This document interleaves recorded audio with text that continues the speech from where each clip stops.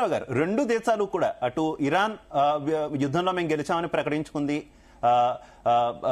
రోడ్ల మీదకి ప్రజలు వచ్చి సంబరాలు చేసుకోవడం మనం చూసాం. అటు అమెరికా అధ్యక్షుడు ట్రంప్ కూడా మనం గెలిచామని చెప్పి ఆయన కూడా డిక్లేర్ చేసినటువంటి పరిస్థితి. రెండు దేశాలు గెలిచామని డిక్లేర్ చేసుకున్నాయి. ప్రస్తుతం అయితే చర్చలు నడుస్తున్నాయి. ఈ చర్చలు ఏ దిశగా సాగుతాయి అనేది ఇందాక నేను ప్రస్తావించినట్టే ఒక క్వశ్చన్ మార్క్ గా ఉన్నటువంటి పరిస్థితి. మీ అంచనా ఏంటి పాపారావు గారు?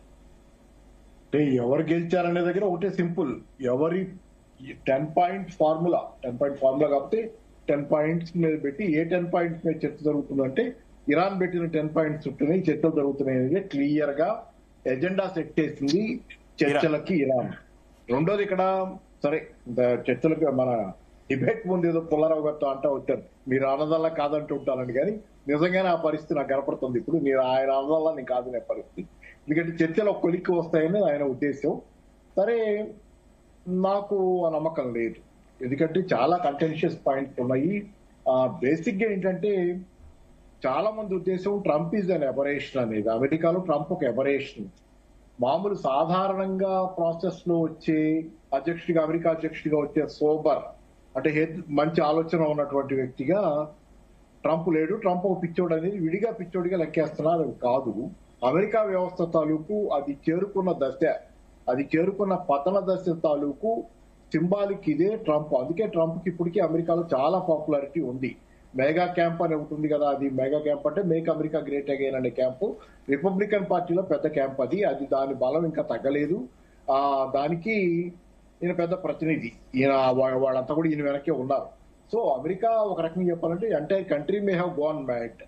దేశమే పిచ్చి అయిపోయింది అని అనుకోవాలంటే ఏంటంటే దేవసీన్ తాతల నేతలు తాగిన చరిత్ర నుంచి ఈ రోజు పత్రం దిశగా వచ్చిన తర్వాత జరుగుతున్న పరిణామాల్లో ఇట్లాంటి దశలో they will be very impatient. American ప్రజల్లో కూడా ఒక పెద్ద సెక్షన్ లో, ముఖ్యంగా వైట్ రేసిస్ట్ సెక్షన్ లో చాలా పెద్ద ఎత్తున ఇన్సెక్యూరిటీ కానీ లేకపోతే ఇంపేషన్స్ కానీ ఉన్నాయి. కాబట్టి ట్రంప్ ఒక నిర్ణయం తీసుకునే యుద్ధం ఆపడం ట్రంప్ చేతిలో లేదు. అందుకే చెబుతున్నా, యుద్ధం చర్చలు జరుగుతాయి కానీ ఒకటి బాగా దెబ్బతిని ఉంది అమెరికా, తావు దెబ్బతింది ఇరాన్ చేతులు. ఇది స్పష్టంగా మనం ఊరికే పేపర్ల మీద రాసుకోవడానికి, చెప్పుకోవడానికి, బ్యాలెన్స్డ్ గా మాట్లాడుకోవడానికి ఎవరు గెలిచారు అందరికీ తెలిసి ఎవరు గెలిచారు అది సరే, అది వేరే విషయం. తర్వాత ఎంపైర్ అండర్ క్యూరియస్, అమెరికా సామ్రాజ్యం స్ట్రెస్ కింద ఉంది కాబట్టి ఈ సందర్భంలో యుద్ధం ఆగటానికి ఉన్నటువంటి అవకాశాలు చాలా స్వల్పం. అగితే మంచిదే కానీ తాత్కాలికం. అది ఇరాన్ అడుగుతుంది ఏంటంటే శాశ్వత ప్రాతిపదికన మా జోలికి రారాయి, కానీ అది జరగదు. ఇవాళ కాకపోతే మన 6 నెలలకైనా 7 నెలలకైనా అది వాళ్ళకి తప్పదు. అమెరికాకి అది అమెరికా ఉన్న డెస్పరేట్ కండిషన్ లో ఇది చేయాల్సిందే. రెండోది మనం ఎప్పుడు చెప్పుకునేది, అమెరికాలో ఉన్నటువంటి ఆయుధాల లాబీ, పెద్ద ఎత్తున ఆయుధాల లాబీ ఉంది. వాళ్ళ ఆయుధాలు అమ్ముకోకుండా ఆగరు. ట్రంప్ యుద్ధాలు చేయాలంటే ట్రంప్ ఇష్టం కాదు అది. అమెరికా ఆయుధాల లాబీ చెప్పినట్టు చేయాలి, ఆయుధాలు కొనాలి, ఖర్చు పెట్టాలి వాటికి. కాబట్టి ఆయుధాల లాబీ కోసం పనిచేసినప్పుడు ట్రంప్ అంతకంటే భిన్నంగా ఎందుకుంటాడు? యుద్ధాలు వద్దనుకుని ట్రంప్ వచ్చినా కానీ నిజంగా ఆయన వద్దనుకున్నా ఇది చేయకుండా ఆయన తప్పేది కాదు. కాబట్టి అయితే పాపారావు గారు ఒక్కసారిగా అసలు ఇరాన్ నాగరికతే లేకుండా చేస్తామని ట్రంప్ ప్రకటించారు. రాత్రి ఏదో జరుగుతుందన్నారు. ఆల్ ఆఫ్ సడన్ మొత్తం అంటే ఒక 15 రోజులు టైం ఇస్తున్నాము, పీస్ డీల్ చర్చలు జరగబోతున్నాయి, పాకిస్తాన్ రిక్వెస్ట్ చేసింది, తదితర అంశాలన్నీ కూడా మనం చూసినటువంటి పరిస్థితి. ఆ నేపథ్యంలోనే ఈ చర్చలు కూడా జరుగుతున్నాయి. కాకపోతే చర్చలు జరుగుతాయని ప్రారంభించిన తర్వాత సడన్ గా లెబనాన్ మీద ఇజ్రాయెల్ అటాక్ చేయడం, ఇప్పుడు అది కూడా ఈ 10 పాయింట్స్ తో పాటు 11th పాయింట్ కింద లెబనాన్ విషయంలో కూడా కాల్పుల విరమణ జరగాలి అని కోరుతుంది ఇరాన్ కోరుతుంది అనేటటువంటి వార్తలు వస్తున్నాయి. ఆ విషయంలో డెసిషన్ తీసుకునే అవకాశం ఉంది అనుకోవచ్చా? నేను చెప్పబోతుంది అదే, నేను దానిలోకి వెళ్ళిపోతున్నాను, మీరు రైట్ క్వశ్చన్ ఆ పాయింట్ లో వచ్చారు. నెచాన్షు లెబనాన్ మీద అటాక్ చేయడం వెనకున్నది సారాంశం ఏంటంటే యుద్ధం ఆగకూడదు, అమెరికా దీంట్లో మునిగి ఉండాలనేది. అమెరికాలో కూడా చాలా మందికి ఉన్నటువంటి ఒపీనియన్ ఏంటంటే నెచాన్షు కానీ ఇజ్రాయెల్ కానీ వాళ్ళ యుద్ధం మనం దిగాం, దానిలోకి అనవసరంగా మనకు సంబంధం లేని యుద్ధం అనేది.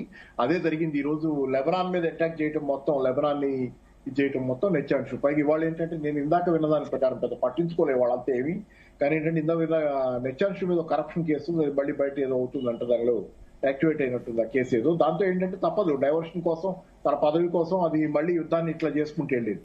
Since long he is doing this game.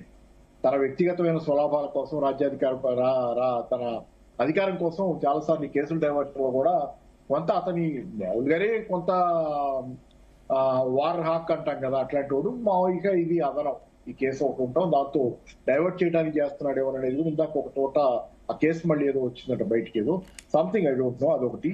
So కాబట్టి లెబనాన్ మీద చేస్తున్నాడు. ఇరాన్ చెప్పింది స్పష్టంగా ఒకటి, లెబనాన్ ప్రజల్ని మేము వదిలిపెట్టలేము, వీ కాంట్ బిట్రే దెమ్, వాళ్ళు మా మనుషులు, వాళ్ళ జోలికి పోతే మేము ఊరుకోమని చెబుతుంది.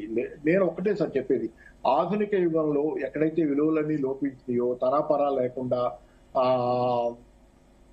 అంటే ఒక రకంగా చెప్పాలంటే నేను నా సొంతం అని చూసుకునే అమెరికా లాంటి ధోరణులు, అమెరికా మొత్తం మీద అదే ధోరణి, నేను నా సొంతం, చాలాసార్లు మనల్ని బెదిరించింది కూడా కదా, నేను నా సొంతం అనేది అమెరికా ధోరణి. అట్లాంటి ధోరణి నుంచి ఈ రోజు పూర్తిగా భిన్నమైనటువంటి ఇరాన్ ధోరణి ఏంటంటే ప్రపంచంలో నలుగురిని కలుపుకుపోవటం, తన మనుషులు తన ఇది అనేది మనుషులతో అది దానిలో భాగంగానే లెబనాన్ కూడా మా మనుషులే వాళ్ళు, వాళ్ళ మీద మీరు యుద్ధం చేసినంత కాలం మిమ్మల్ని వదిలిపెట్టం అనేది చెప్తున్నారు స్పష్టంగా. That is good.